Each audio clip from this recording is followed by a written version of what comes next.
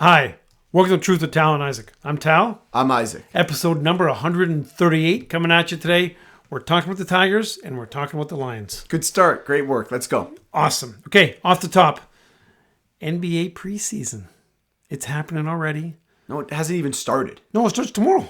Okay, hasn't started today, buddy. Yeah. Why are we talking about the NBA preseason? It's just off the top. It's gonna this is just a great time of the year because things just start rolling in each other. And hockey's here and basketball's here, and it's awesome. And obviously, we're going to talk about a lot of NFL and a lot of MLB. But I just need to say the hockey people, not us, are saying the Wings are good. Yep, Wings are going to be Locking in wild their card team. guys. Yep. Wild card guy. That's What right. else do you have? I have an NBA question for you. It's going to be a dumb question. No, it'd be a good question. Who will be the next U.S.-born player to win the MVP? It's not Durant. It's not Booker. It's not it's Davis. I don't think it's Ant. So then who is it? Poverty Tatum? Cooper Flagg. Okay, stop. That's stupid. Ant's going to that's win a the good MVP take. in a couple years. I don't know if he is. It's not going to be Cooper Flagg. Like, Cooper Flagg's going to be 23 and the youngest MVP since old man Derrick Rose. It's going to be 6 years from now. Or 7 years from now. You think Cooper Flagg's going to get an MVP before Anthony Edwards? He's the best candidate. He's like his ceiling is probably higher because who's going to win the next few years? It's going to be That's a hate like crime. Jokic and Giannis if he's healthy and has good players, and then it's going to be Wemby for like 4 years out of 5. Okay, and this is a whole different debate, and I don't want to have this. Shea, I'm very anti-MVP. Luka. Let me know when I talk. You can talk. I'm very anti-MVP because it's the stupidest thing ever. Michael Jordan should have 11 MVPs, right? Like He should. LeBron James. Well, I'm not a LeBron guy. LeBron should probably have 12 or 13 MVPs. So it's stupid. I'm not an MVP guy, and I understand that's kind of like I'm not trying to have a hot take here. It's just like it's dumb. And same with football, right? Like, doesn't Matt Ryan have an MVP? I like Matty Ice. That's really. But it's like Tom Brady and Peyton Manning should have just went back and forth for like a decade, right? Yeah, I agree. So there's my MVP take. Hope that landed. That landed pretty well. Okay, what else do you have? You need to talk about some movies. Sure, yeah. I Go wrote nuts. some down. Go nuts. You just tell me. I'm just going to name a few. I've like watching some new stuff, watching some old stuff. If you want to elaborate or talk about it, This is stop me. mostly your run. I might add a comment or two. No, like you tell me because I didn't write down the obscure. No, art talk about the one films. that you saw on Tuesday. Oh, it's Megalopolis. Yeah. Yeah, people don't care about that. They don't? The guy who made The Godfather made a new movie, and it's maybe the worst movie I've ever seen in my life. That's the take, and that's Okay, real. Don't watch it. Dead Poet Society. Spectacular. So actually, I have a good Dead Poet Society story. Okay. Before the last Tigers game, which we got to be quick here because Tigers, but I had a break in class before the Tigers game. So I had like kind of an extended break. So I'll usually like do school Before which game? before the Tigers clincher, before the second game, like game 2 in Houston. Copy that. And I usually do schoolwork during this break. I was not in the headspace where I was able to do schoolwork. So I put on a movie, and I started Dead Poet Society the night before. So I'm like, let me just kind of calm myself down, watch some Dead Poet Society. So I watched it with Tom and Luca. Tom is pretty disengaged, as he usually is. Luca, super into it. Had you never seen it before? Had never seen it. Oh my gosh. And then texted me like a couple days later and he's like, I just watched it. It's so good, man. Because he watched like a random 25-hour stretch or so with me. 25-minute stretch. Yeah, like a random stretch like halfway through. And then he went on his own, started from the beginning, talked to me. He's like, it was so good. I need more like it. So I'm The like, middle great. stretch was really the society part when they were doing the rituals and stuff, and that was cool. Probably what Luca yeah. watched. Yeah. So Dead Poet Society, great movie. Like, it's a 5 out of 5. It's a top. I agree with you. It's 5 out of 5. It's a top 40, top 35 movie ever for me. Joker. Rewatched Joker last night. Actually, do you have thoughts on that? Phoenix is spectacular. Yeah. Wow. So Big good. take there. Yeah. Yeah, but he's amazing. Okay. I rewatched that in anticipation of the new one, which I Yeah. think is going to suck. Is that tonight? This is Friday. I'm going tonight. Yeah. Good. Terminator 2. Go ahead. So Terminator 2 was one of the first movies where fitness was really a thing, and it was the 80s, and everybody's like, The 90s. was it the 90s? 91, I think. Really? Yeah. Oh, okay. I'm like 95%. sure. Linda Hamilton was I think that's the name. a beast. I think She Arnold just- was in okay shape too. But Arnold wasn't spectacular, but everybody knew that about Arnold. But then Linda Hamilton, her first scene where she's like doing pull-ups and stuff and stabbing dudes in the eyes, it was a very enjoyable movie. I think very it's enjoyable movie. I think it's underrated. I don't think it's underrated. I think it's considered like the best sequel ever, next to Godfather 2. Really? In a lot of circles, yeah. And it's that good. Empire's pretty good. Empire's right up there. Dune 2 is up there, Yeah. which you haven't seen. Fantastic Mr. Fox, I watched. That's really good. Yeah, listen, I have difficulty with the cartoon stuff. I did enjoy Fantastic bad. Mr. Fox. You're missing out on a lot of good movies. I'll try. Like if you tell me a good cartoon movie, I'll Paddington. watch it. But okay, I will. I'm gonna write it down. Paddington. I'm gonna watch. Teenage Mutant Ninja Turtles, Mutant Mayhem. It's pretty good. It's incredible. Really? Yeah, it's actually awesome. And then Moneyball I watched too. We can talk about movies. Listen, we're not here talking I'm going to talk movies. about Moneyball when we talk about the Tigers. Okay, I have some actual good off the tops that I'll do. Yeah, go ahead. Michigan football has no quarterback. Your thoughts? It's disappointing, but here's the deal. We can put our hands up in the air for 3 or 4. Isaac, I think you said 5 years. Yeah. This is just a year where we can, anything we get, we're playing with house money. Yeah. I would have thought that they would have somebody better, but I like the Dave Portnoy take where he says, I'm going to get $3 million just to steal an NIL guy.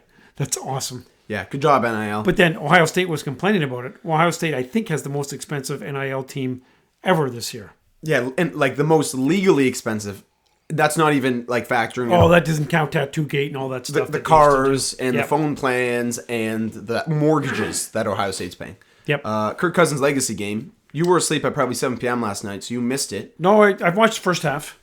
Kirk threw for like 500 yards, and it was such an awesome game. Unbelievable.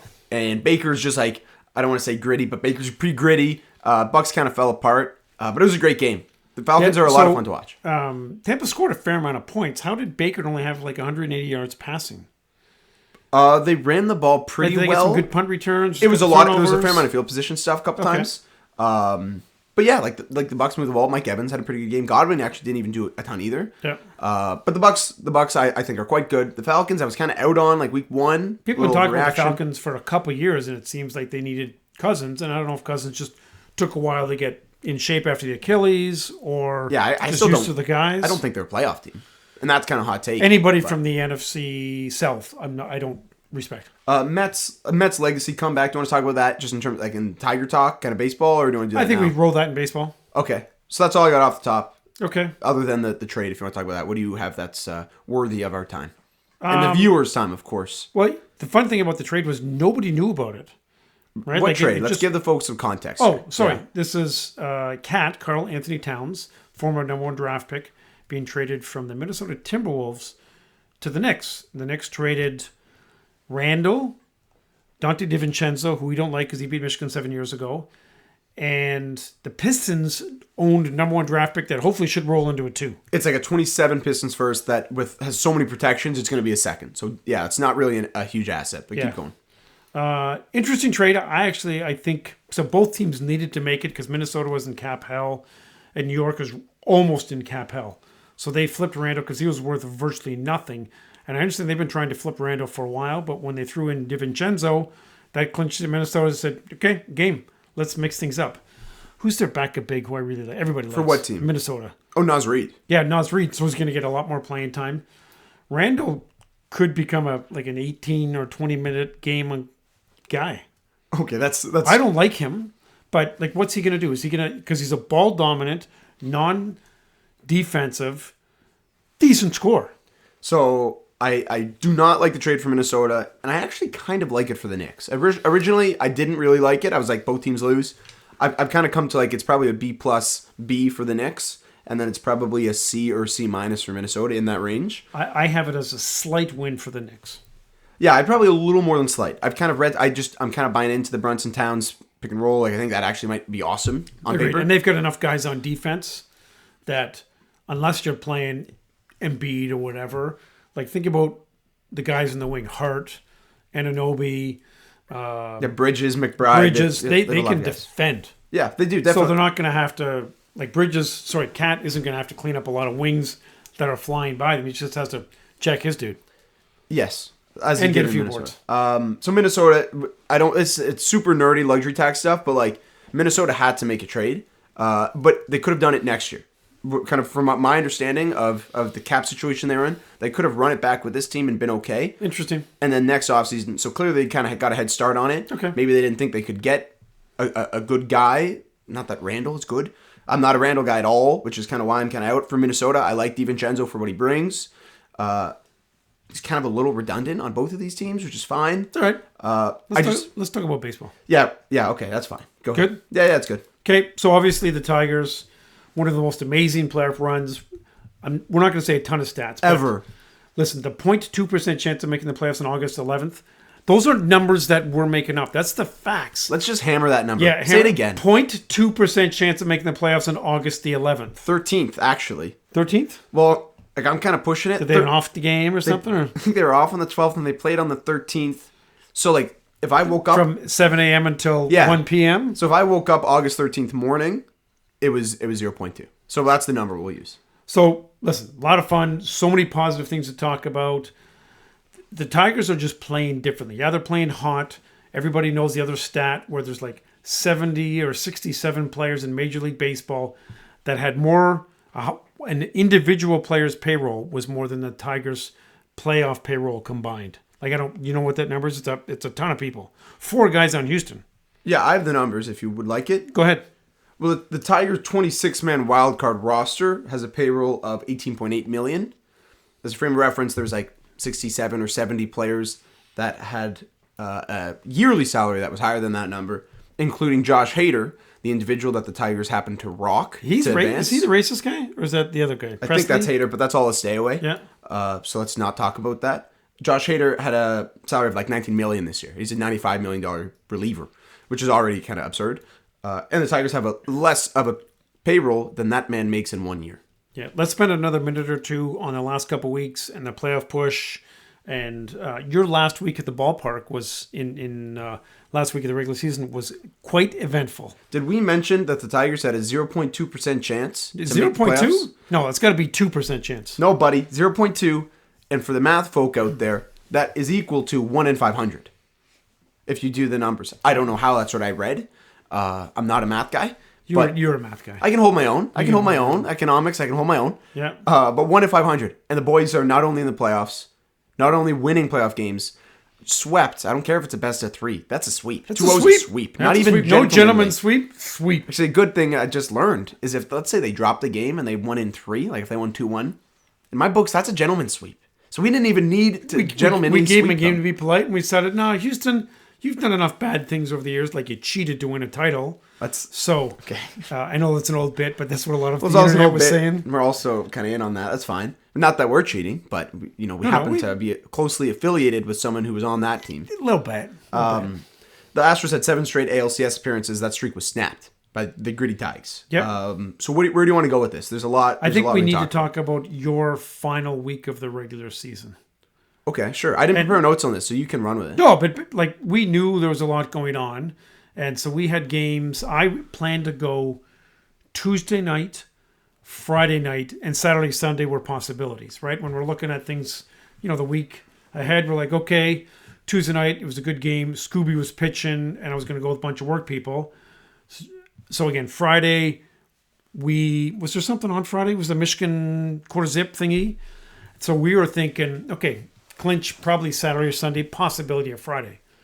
But then the Tigers just kept winning. They flipped the game. They did a day game on the Tuesday. I was unable to go. Why don't you talk about that game? So that's a Scooby too. Yeah. So I'll be honest. So that week I went to Tuesday, Wednesday, Thursday, Friday, Saturday. So it's kind of all they all kind of blend together, right? So I don't really know what happened Tuesday. Tuesday, Scooby, 2 hours win, boom. Oh, I went with Blevins. Yes, that was Blevins. Yeah. And Jake. I think Jake as well. It's okay. Every game is a different cast of characters. Here's the thing. Psycho sports fans, Tigers going crazy, Isaac on the big screen all the time, Isaac interacting with, pretty much umpires, players, grounds crew chief, everybody. Yeah, security. Yeah, lots in security. Shout out Jimmy. Yeah, hey Jimmy. Yeah. What do you want to talk? I befriended them. I sat in the same seat kind of all week that I've been going to all year. Maybe we know a guy who allows us. His name is Isaiah, and he knows Val, and they sometimes gift us their really good seats behind. Too deep of a cut there. No, people who know, they know. Go Rob. Went to a lot of Tiger games. Sat in nice seats. Made a lot of friends, new friends, old friends. Watched a lot of good baseball. Lots of good stories and interactions. Kind of when you're in the same spot and the camera guys are kind of always there, you just get on. When you have an obscure the camera guys know, hey, I can pan over to this guy and I'm going to get a great bit. It's going to be a 2 or a 5 second clip and it's going to look good on TV. It's going to look good on the scoreboard. And pretty much that was Isaac. bashing his head, wearing a poncho, eating an apple. Yeah, like all of that. Some really. combination of that.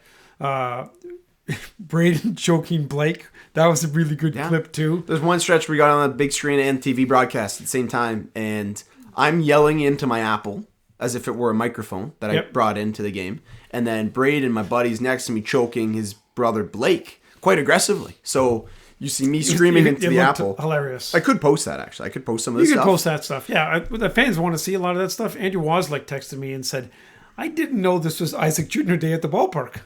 Because he saw you like 8 times. It's not about me. Screen. It's not about me. It's about the Tigers. I'm just happy to celebrate. But it was part of the energy level that helped give the Tigers home field advantage to make them in the playoffs. That push into the playoffs. Yeah. So we'll keep going wherever you. So I went to a lot of games. I think we need to talk about the Friday night. So the Friday night was the clinching game.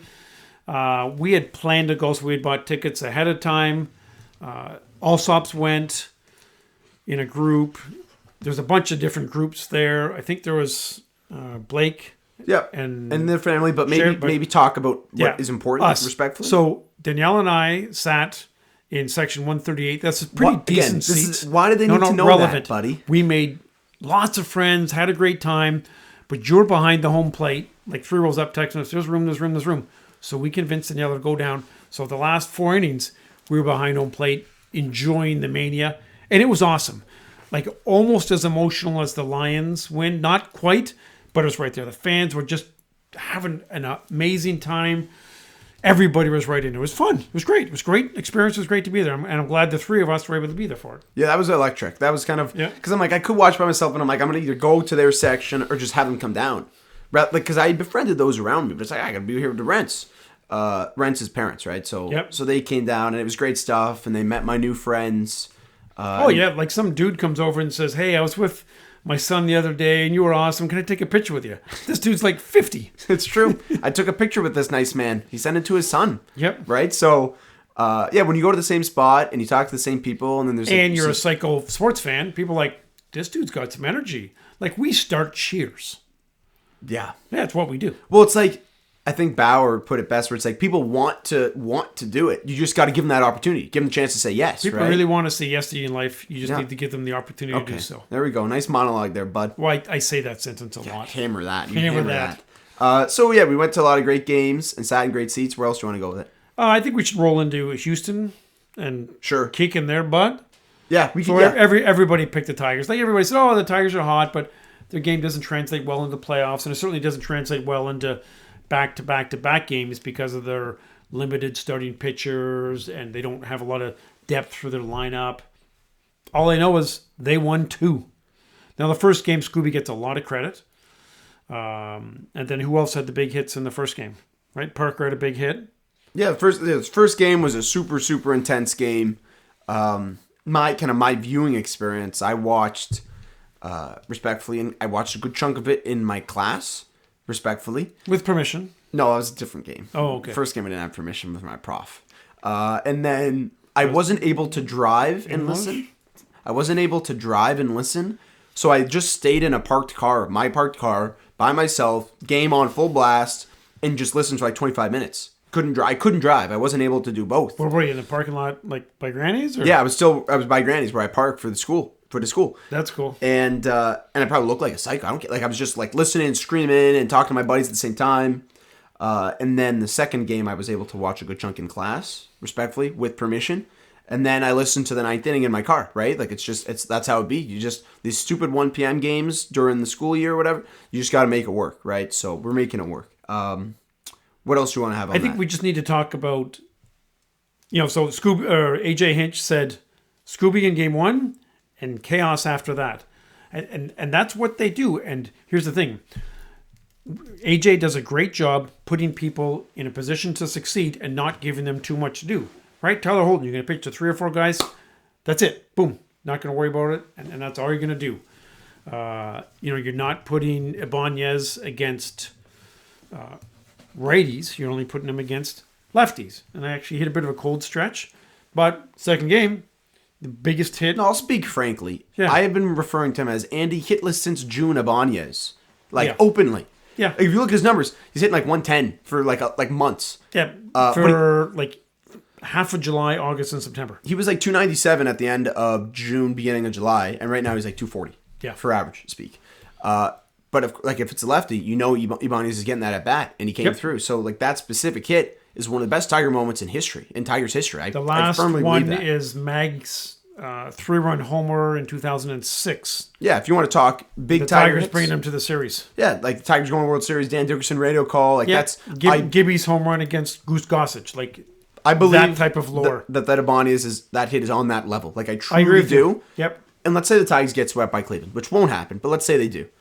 It doesn't matter. The fact that they made it, A, made it to the playoffs, B, and won that round on the road in Houston with one starting pitcher and just a bunch of guys, it is unprecedented. That's the word. It's unprecedented. Like, this stuff doesn't happen in sports. Listen, if you talk to a fan in San Diego who's kind of a mild fan, he's going to say, oh, yeah, Scooby, he's real good. And what's that outfielder, Riley Green?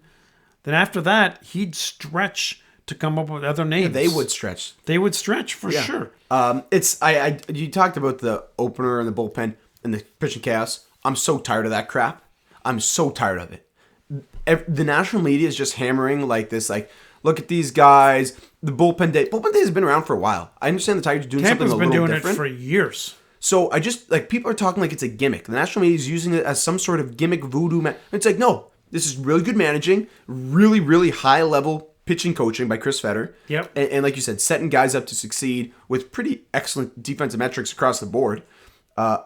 People are acting like it's a gimmick and it's luck, and it's not. It's just numbers. It's Moneyball, right? You want to do your Moneyball bit now? It's Moneyball. So just before we started this, Isaac, I've been watching Moneyball, and I just watched the end. And so the question is, are the Tigers a threat to baseball? Listen, that threat happened with Oakland A's. I don't know, what year was that? Like 2000 and... Wasn't it early O's before the Tigers were good? Yeah, I think it was probably 02 or 03, something along those lines. This has already happened. Just a lot of teams haven't figured out a good way to take advantage of it. And the Tigers fell in a situation where all of their high-priced guys, they either traded at the deadline, or they're injured, or did not make the playoff roster. Baez, see ya. Kenta Maeda, see ya. I have some numbers here. So Go nuts. If you look at the Tigers' highest paid players, I'm going to name them, and I'll give you what they're paying. I'll give you what they're making. So I'm going to say, okay. Javi is their highest paid player. 25. Making 25. Kenta is their second highest paid player. He's making 14. Neither on the wild card roster. Miggy Cabrera, they're paying him like $8 million. I'll keep going. Jack Flaherty is their third highest paid player. About 10? He's 9.3. He's not on the team. Miggy is making 8. He's not on the team. This goes on. Their current highest paid player is Colt Keith, rookie second baseman, who's making $2.83 million a year. Right, so you've got all these guys. There's like 9 guys above him, 8 or 9 guys above Colt Keith that aren't on this roster that are making more. Yep. When you talk about and really didn't have an impact. You could say Flaherty had an impact for the first couple of months of the season, but I haven't done it. But I'd love to look at the Yankees roster and see how far down, and Dodgers, you need to go before you find somebody who's making $3 million. Yeah, when you look at these big teams, It's got to be 10 or 12 or 14 guys. I really like looking at the payroll. Just I find that interesting because other sports don't have it. I don't love the fact that there's no cap in baseball, but it makes baseball unique to sports like basketball and football, where there's a relatively hard cap with luxury. Agreed. And when you look at the Tigers, the fact that they're doing it with these guys who are making this much on still rookie contract with team control, the Moneyball kind of mantra, is that the word? Sure. Is you're not buying players, you're buying wins. Correct. And to win games, you need to just buy enough runs than the other team. And it's purely a numbers thing. And when you look at the Tigers, it's pretty, like, that's Get what on it base, pinch hits, good pitching matchups. First to third, good base exactly. running, good plays in the field, all matchup analytic based stuff. Yeah. And AJ Hinch is just out managing everybody. And they're executing. Now, you have to have the right guys. Have they been loose? Sure, they've been loose, but that looseness has now rolled into confidence where they're like, okay, yeah, listen, I only need to get through 3 guys. I'm hammering through 3 guys, and that's it. Now, they do have depth to lineup. Is it a high-end depth? No, but when you remove a Baez and you insert a Sweeney, he can at least hit some balls. You know, when Baez would come up to bat, pretty much like the guys on the bench are just getting their bat, they're getting their gloves and putting their hat on. Can we say P, like P break? Javi Baez at bats were just a P break. You'd walk away from the game and go P. With 2 outs for sure. Yeah, it's just like walking away. Yeah, I mean, if there's a guy on first, sometimes he would dribble it to second to get into a double play, but maybe you just strike out. Maybe call it 2-minute warning Javi, where it's like 2-minute warning. It's like a 2-minute warning commercial. You do something else, and then you come back, watch the game, grab a snack. Yeah, when Javi's AB, and there's even 2 outs, or even if he's leading off, you just want a couple minutes away. You just go for a walk. Yeah, grab a bagel. Where these current Tigers, bagel bias. these current Tigers are just putting together at bats. All these guys, like rookies, are putting together 10 pitch. Wenzel Perez, who the hell is he? You think Wenzel Perez is 40? Grinds and grinds. So it's not just a cool Detroit story. It's a cool sports story. It's unprecedented. This stuff doesn't happen. And the fact that it's happening to our team in Detroit makes it all the number cool. one sports podcast in Tennessee. They should be talking about the Tigers. I don't know if they will, but they should be. It's a little quite reminiscent of the 2022 Lions. So the 2022 Lions is, they finished 9-8. They play spoiler. They upset Green Bay. They end Aaron Rodgers' not even Green Bay career. They end his career. Old man Aaron's cooked. And the Lions didn't make the playoffs that year. I kind of thought this year was going to be similar. Where it's like, Tigers maybe squeak in, but they just kind of play spoiler, and it's like, look out for these guys next year. That's kind of what I expected the season to be. No, it's if the 2022 Lions snuck into wildcard spot, then won the wildcard game, and now they're in divisional round with a very, very good shot. Well, here's the other thing. They play Saturday, they play Monday, they play Wednesday. This is a huge advantage for the Detroit Tigers because it allows them to run Holton and Vest and their guys out. They can pitch, for sure, the first 3 games in the series. Yeah, it's a big deal. The way Hinch even talked about it today, it's like when you've got a 5-game series, he's looking at this as a 5-game series. He's starting Skubal in game 2 because of rest, and he will be pitching game 5 if there's a game 5. So you get 2 of the theoretical 5 games. It also puts a ton of pressure on Cleveland to win game 1. That's another thing. Yeah, talk about the pressure of the other teams because they don't know what's coming. No, literally. They have no idea what's coming, and they realize, man, we do not. They're not going to say it publicly. Nobody wants to face Scooby. No, this is not a Tiger. He's throwing 4 or 5 pitches that people are just like, this is sick as stuff. Not only is Scooby having one of the best pitching seasons of the last few years, he's having one of the best Tiger pitching seasons in the franchise's history. It's unbelievable what this guy's doing. And the fact that he's a lefty that can just like sling 100 every now and then also throws that in. The past 2 months, they've been playing important baseball, and they've been winning. 2.5 months, really. And we were with them like all the time. Like I counted the games. I think I went to 26 games this year. That's fair enough. Last year, I think I went to 23. So it's like we were with these guys. Like it's not like this is just a thing and it's kind of end of the year and now we're all in. We don't talk about it here because I don't think a lot of people care typically. And I'm usually kind of bullish up on until August the 11th, very few people cared. But now you've got You'd say nobody cares about baseball. Nobody cares about this. Like people are coming up to me at school. I know I'm a Tigers fan and they want to talk baseball. And I see more Tiger hats on campus now. And it's like, guys, like I'll talk baseball whenever. I'll talk Tigers when like Nico Goodrum was hitting cleanup 5 years ago.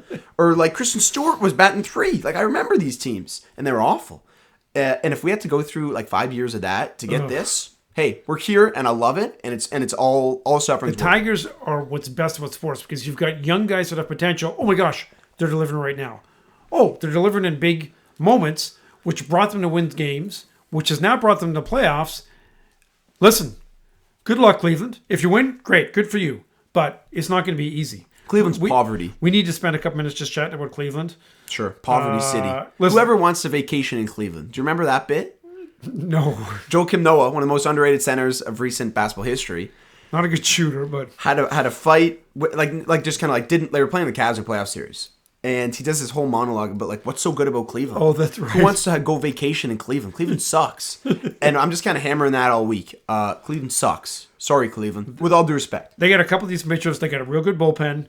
And listen, there's going to be a lot of intentional walks to Ramirez. Naylor's solid as well. Nobody else in that lineup scares me. Yeah, I have to be careful what I say here. I don't like a lot of Cleveland hitters. I don't like a lot of them. Let's just say they're not the quickest base runners. Nope. Let's say that, right? Like G-Buggers. Yeah, that's kind of where I'm going with G-Buggers. Right? Where it's like, maybe if they, did more treadmill work, perhaps they would have better OBPs. Did they not have Ozempic in Cleveland?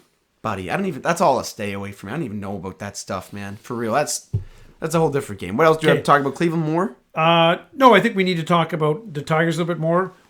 You talk about it, taking the extra base, coaching.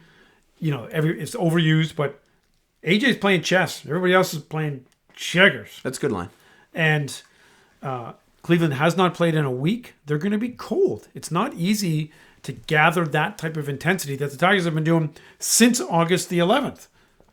Yeah. The other thing about winning on Wednesday, gave them an extra day off, so their bullpen is raring to go. Yeah, you have Holton going out for game 1, and then I hope they use Job pretty early in the game. I hope he comes out like second or third. I bet you they use Job again.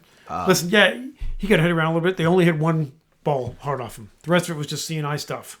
Yeah, Job debut. Well, like the regular season debut, I was lucky enough to be there for that. Yep. And that was one of the cooler Tiger moments I've seen in person pretty ever. awesome. Job's debut and his walkout and all that was great. He's got great stuff. They're going to use him again. Like, people are overreacting. That's fine. What I wrote down, feeding families across North America, grocery store demand has plummeted. This is the Tigers. Tigers are just feeding families. Across the state. Feeding families. Into all Ontario. over the place. And grocery store sales, they're all down because the Tigers are just providing nutrients for all of us. Lots of protein. So, great stuff, Tigers. Sat through a decade of awful baseball. We talked about that. By decade, I mean like 7 years or so, right? 6 years. It was bad. It's been bad for them. Over. Yeah, like Comerica Park, like I would go to Comerica Park and be empty. There'd be like a few hundred people there. Sometimes I remember games where it's like they only showed 6 people in the Jumbotron because there's the only like 6 people that were like watching the game. And it's easy to get on the Jumbotron when there's only 6 people there. When there's 44,000, it's more difficult. So we are going Wednesday. We can talk about this, right? Yeah. So we're going Wednesday for sure. Sorry, school. Like I'm gonna even let a prof. Hey, half day. I'm gonna need it. You're gonna have to make it work. Sorry. Oh, I figured it out already. They only work 90 hours. So be nice if we can find out when the game is. It'll be 1. Just going to that impression. Really? 100% it'll be 1. There's 4 games that day. You think Tigers getting primetime? No way. 2 o'clock would actually be ideal. It's possible, but I would say it's unlikely. But that 2 o'clock's not if they go like 2, 4, 6, 8. Kind of they split the 4 games up that way. They could do. Perfect. Yeah. So we're going Wednesday. We're going Thursday if there's a Thursday game. I don't think we're going to Cleveland tomorrow morning. It's not out of the realm of possibility. It's not out of the realm of possibility. And then we're going to finish this, and we're going to get 5 guys, and we'll talk about it. Yeah, just tell the people what's going on. Mom is out. Mom's got girl dinner.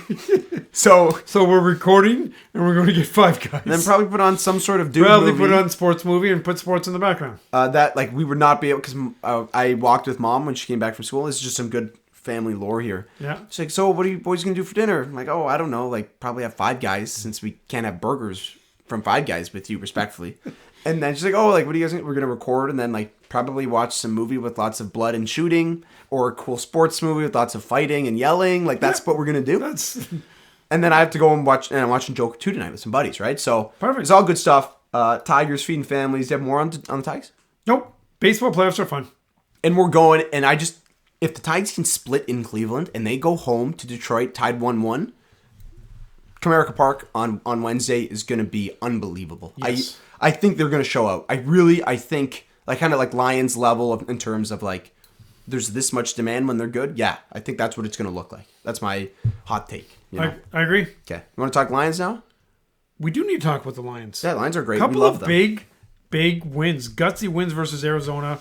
Actually, can I jump in real quick? Yeah, go nuts. Or do you want to do it at the end of the episode? We're like 3.5 years ago. We were talking about Detroit sports and how it was going to turn around. Yeah. And do you want to do that now? We called it here first. Do you want to do it now? Yeah, right now. Go. Okay, so law of averages. About 3.5 years ago, all 4 Detroit sports teams. This is good content. What do you say? What? No, keep rolling. Okay, about 3.5 years ago, all 4 Detroit sports teams were not in good shape, right? Varying levels of bad and good shape. There was a lot of poop. There was a lot of poop. Lions were poop. There was a lot of Tigers losing. were poop. Red Wings were poop. Lots of cheap tickets. Pistons were poop. All 4 were terrible. So we said, look, in a few years, one of the 4 is going to be awesome. That's just how one of the 4 is going to be great to awesome. There's a really good chance that 2 of the 4 are great to awesome. And then we're like, one of them is probably going to be like solid, like a playoff team, but not a contender, but a playoff team. And then we said, the 4th, there's probably going to be one team that doesn't figure it out. That was kind of what we laid out 3.5 years ago. Law of averages. Yeah. Run the numbers. Simply like, it's going to happen. And here we are 3.5 years later. In October, by the way. October, we're talking about baseball. How about it? Yep. October 2024, we've got the Lions contending for a Super Bowl. Fact. True dat. Tigers contending for a World Series. Dare I say the W. Championship. Yeah, we're allowed to talk about it. Right? There's one of 8 teams left. Then you've and got nobody's hotter than them. So you got 2 teams and there. Please rank us 8th out of the 8 teams left. I want to see more of that. Yeah, but I'll put that up on my bulletin. Yeah. Bulletin board material. Bulletin board material. Bumper sticker. And then you've got 2 teams that are contenders. Then you've got the Red Wings.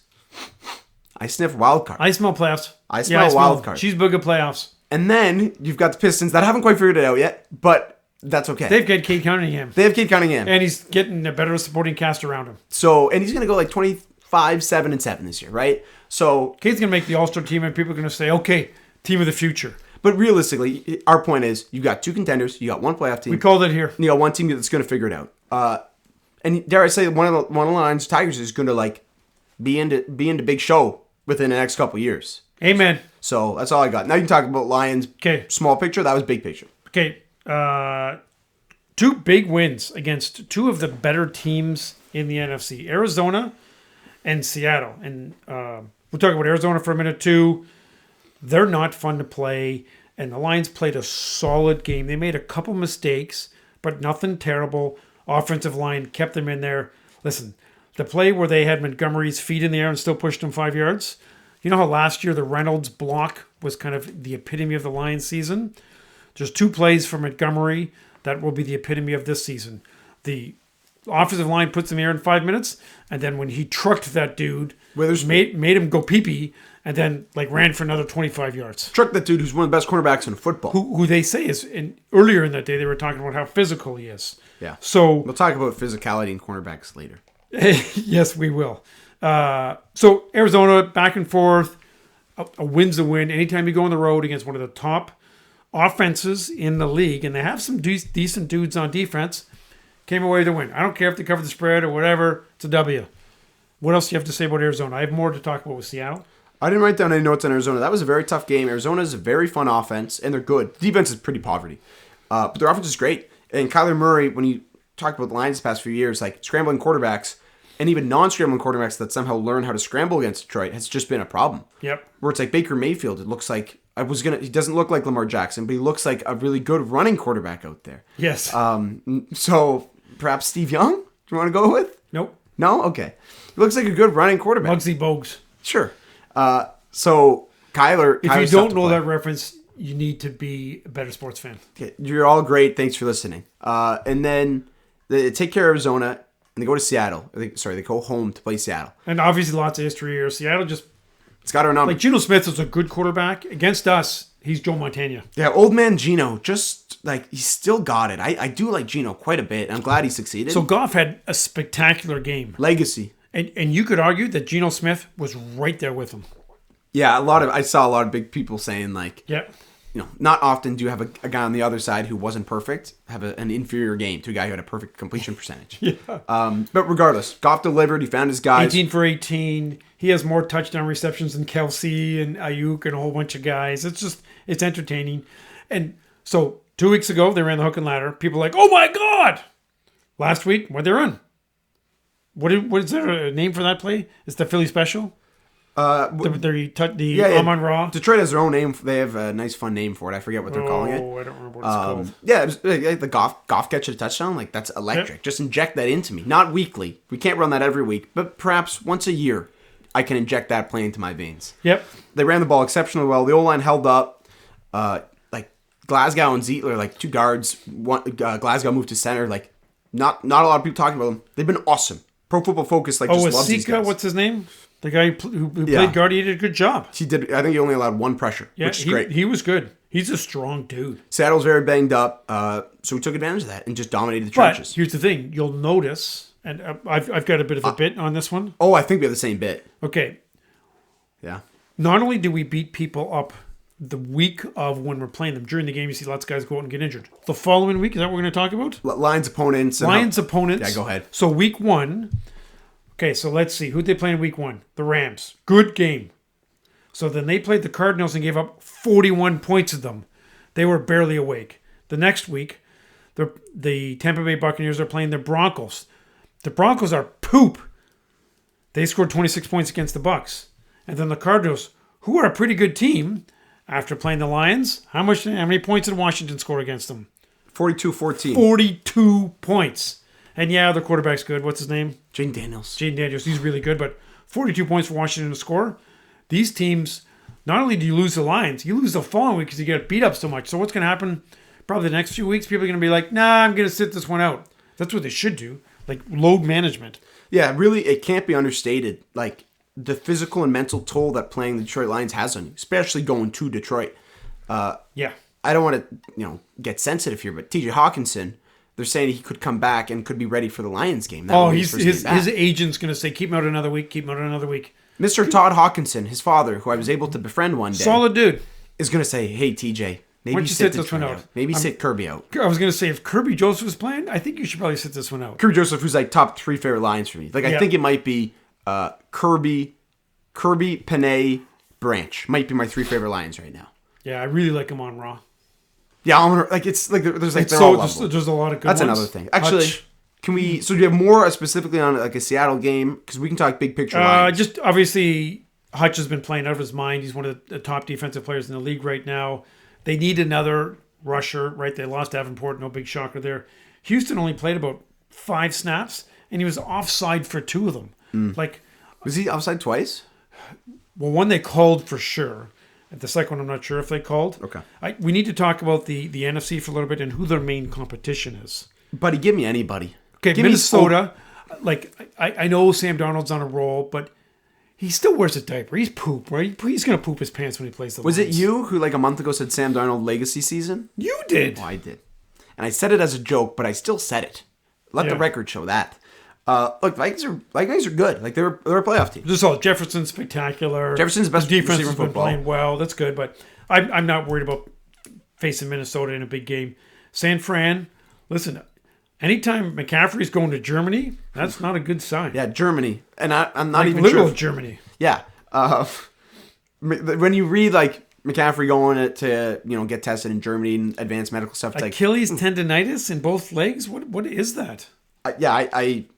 The Niners we were super out on, partially because we're biased, partially because like they're old and there's a lot of weird offseason like, drama. There was weird stuff with Trent Williams and Ayuk is like everybody said, oh, he got paid, he's great. Did you see what happened at practice with Ayuk in his shorts? He wore the wrong shorts and he was being kind of a baby about changing them. Yeah, so he like, I don't really know the details, but like wore gray shorts. He was supposed to wear red shorts or something like that at practice. Yeah. And Shanahan told him like, hey, you have to go put on the right shorts, and like throwing stuff and like was really dramatic about it. It was hilarious. No problems like that in Detroit. Nope, no problems like that in Detroit. You've got some good teams in the NFC for sure. Like Dallas and Philly have some talent, They're but so fraud. they're not Both. good teams. No, I'm honestly more afraid of playing Washington than I am playing Dallas right now. Yeah, Washington's had the benefit of, obviously the Cardinals playing the Lions. They've had a couple of good weeks there, but I don't think they're That was another one. Lions material. You were on. We were so out on Philly and Dallas. I think I said like Philly will win the division, but I hate them both. Yeah. You were so out on both of them. You said Washington's going to win the division. Tongue in cheek, you still said Not it. because I thought Washington was going to be that good, but I thought Dallas and Philly are just going to like commit war crimes against their own team. Bunch of war criminals and arsonists on for those sure. 2 teams. Bad. So the Lions, like, they're great. They're going to get better. Secondary's going to improve. Terran Arnold, we can talk about briefly. Listen, it was 3 years ago when the Lions would have an off week. Everybody like, hey, the Lions won't lose this week. And that was seriously like everybody said that joke just to make themselves feel a little bit better. I almost said a bad word about people who did that bit where it's like Lions are off this week, so they're not going to lose. Or the bad joke was, Lions are 3-point underdog against their bye week this week. I just like hated that stuff. And now it's like, give us another game. Who's laughing now? Yeah. So Lions are awesome. They're going to improve. Terran Arnold, very physical. He's an SEC cornerback. They're very physical. Physical. That's just all of the word. He's going to get his stuff together. He'll be fine. Sauce Gardner. Did you see Sauce tweeted? No. Sauce Gardner, one of the best corners in football, tweeted something about Terran Arnold's stance, and he just needs to make a slight tweak, and then he's going to be great. In fact, that's Love that. Sauce Gardner put that out there. I'm sure that was a dig at his quarterback because his quarterback's got to hate that. Yeah, so let's talk about hating and Aaron Rodgers. Sure. Easy to talk about hating Aaron Rodgers. And now everybody hates him. His family hates him. Hitting another guy who I think likes Aaron Rodgers, Davante Adams. So a lot of buzz with the Lions and getting Davante Adams, and Davante Adams requesting a trade for the 16th time. And people are talking to me about it because he's a big name. Davante Adams is a big name. People are going to me, hey, Davante Adams, what do you think? Sure, like he helps your team. I wouldn't give up a 5th-round pick for Davante Adams. I would not give up a 5th-round pick. I would. I'd give up a 4th-round pick and a 6th-round pick for him. I am so out on Davante. Okay, so here's the question. What are you giving up for Crosby? Because that's obviously the chat. I'm giving up like a 1st and a 2nd. I'm giving up a lot for Crosby. So Davante Adams. 1st and a 2nd. Can we get away with 1st and a 3rd? Well, the 1st is going to be 32 overall. So Oh, that's a good basically point. an early Yeah, second. yeah, that's a good point. No, the Davante Adams thing. I'm out on Davante as a player, as a dude. If you look at his advanced numbers, the past like 3 years, steadily declining, and then he's also like super dramatic, and there's always drama with him. Yeah. So I don't really want any of that in my I don't locker think room. he's the guy that wants to like, oh, I just want to win a championship. No, Tim Patrick. That's a fella who wants to win a championship. Yes. He's balling now. He is. What about Hassan Reddick? I read that one too. There's also some drama there with him too. Yeah, he's the guy who was on Philly, gave up on Philly last year because everybody in the defense decided Don't blame to. you, Hassan. So they traded him. So the Jets traded for him, and obviously the Jets didn't talk to his agent and say, "Are we going to sign this guy?" They're just like, "Oh, we're the New York Jets. We've got Aaron Rodgers. Of course he's going to sign." So he's like, "Pay me some money." They haven't paid him any money, or not the money that he wants. So he's sitting there collecting pension. So I don't think they'll get us on. Look, here's the thing. Holmes, we love Holmes. Holmes is great. He does not give up draft picks easily. For better or for worse, he is very protective of his picks, and I completely understand and respect that. He's a scout by trade, He nails his picks. and that's the thing. So it's like, why would he give up a 4th round pick or a 3rd round pick for a guy that he thinks that he can just draft that's going to be a ton cheaper and not dramatic? Yeah. That he handpicks, right? So that's why he's not going to trade for Max Crosby. That's why he's not going to trade for Adams. He'll make a move, right? We were sure last year he was going to pick up somebody to help the defense, and he didn't. And listen, they did okay. Yeah, so for better or for worse, we are not trading up high capital, really any draft capital, right? 3rd round pick for Carlton Davis, and I think that's the only high pick that he's traded, right? Yep. So I don't expect him to get any of these guys. If they get Crosby, I'm in. I really, really like Max Crosby as a guy and as a football player. And I think he wants to come home too. He definitely does. That would be awesome. Right? Like, you can't ask Max Crosby, if you couldn't play for the Raiders, who would you play for? You can't answer that question. Max Crosby's answering saying, I want to go to the Lions if I'm not. He's saying You're that. not supposed to answer that. His agent's like, shut up. Dude, I like the Lions. Max is Who a psycho. doesn't like the Lions? So I don't think they're going to trade a guy. I don't want Adams. What else do they have on like a next step for the Lions? Keep winning. Keep punching people in the neck. Just keep doing it. They're great. They're really, really So good. good. Do you have anything else? I don't. So I have one last thing that I'll present to you. Okay. Bauer asked me friend of the show, Bauer, asked me to rank what a Detroit championship for each respective team would mean. Oh, boy. So originally I cheated. And Ethan, that's a great question. and then kind of Wiz chimed in and we were all talking. So I prepared my ranking. And you can't cheat because I cheated and said tied for first, Tigers, Lions. And they said, no, that's cheating. That's like my top 5 movies. If I have Godfather 1 and 2, that's cheating. So if you just look big picture, like if you just told me a single... Right now or in any given period? So that's the thing. If the Tigers will win the World Series this year, that's going to mean more than a team that's supposed to be really good winning. Yeah, the Tigers winning a World Series sometime in the next 6 or 7 years. Yeah, because like this year came out of nowhere. Okay, so rephrase the question. Like a Detroit championship. The next championship that is available to the team. If you could pick one Detroit championship right now, from 1 to 4, like if you had one pick, who's your first pick? Who's your second pick? Who's your third pick? Okay, so initially, when you told me it, I had Lions, Tigers, Pistons, Wings. Yeah. With this new information, I'm going to flip it. I'm going to put Tigers first, Lions second, 1A, 1B, but Tigers are in first just because of the 0.2% on August 13th in the morning. And just fun, momentum, throwing all the big cats out, and they can just chomp on Chateaubriand while we're kicking their ass eating cheeseburgers. That's my 4th cheeseburger reference today. And the Lions love them, but I already cried for the Lions. I haven't cried for the Tigers yet. Fact. I'm ready to cry. I kind of expected to cry at the clincher on Friday. Close. Didn't hit me. I welled up a couple times. Maybe because I was just like, this is what we do. Like, after the second Lions playoff game, I was like, this is what we do. Like, we're winning. So here's the thing. The Tigers are the most personal to me. Where it's like, I watch them the most. I absorb their Well, it's games the most. 162 games, right? And that's We're psycho sports fans, so every night you're checking. Like when somebody says to me how the Tigers do, June 10th, they asked me how the Tigers do. I said, they lost 3-2. Like I didn't necessarily need to watch the game, but when I woke up in the morning, they were playing in Seattle. I checked the box score first thing.